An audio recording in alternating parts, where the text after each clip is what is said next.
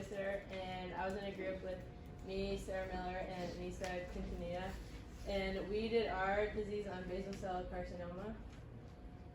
So a little overview of basal cell carcinoma. It's a common form of skin cancer, and it begins in the basal cells, which are a type of cell in the skin that produce new skin cells when the other ones die off. And you can kind of see in the picture too that they're in the bottom of the epidermis, so like the magenta-y looking cells. And basal cell carcinomas grow slowly but are most curable and cause minimal damage when caught and treated early.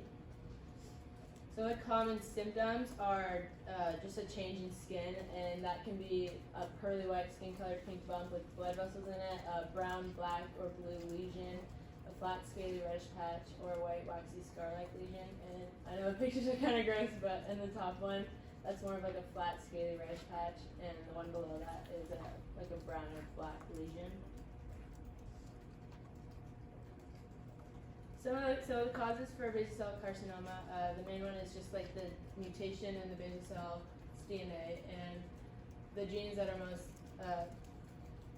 that are involved with this are the PTCH1, PTCH2, SMO, and SUFU genes.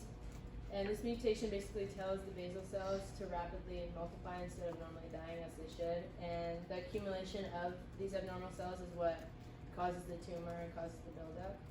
And some other causes are like ultraviolet light or in radiation and too much exposure to sunlight and things such as tanning beds. So like diagnosis is pretty simple. I think doctors will most likely start with your medical history and see if you have like a history of this disease in your family. And then they'll go ahead with a skin exam and skin biopsy to determine if you have basal cell carcinoma. I know again a gross picture, but the biggest treatment is, the most popular is just surgery, and the picture on the left shows a Mohs surgery, and that's basically when the doctor will peel back layer by layer and look at each layer under a microscope to see if it still has abnormal cells, so then they can refrain from taking too much healthy tissue. And then there's also radiation, freezing, and you can use topical treatments like creams, and if it's malignant and spreads, they will use targeted drug therapy and chemotherapy.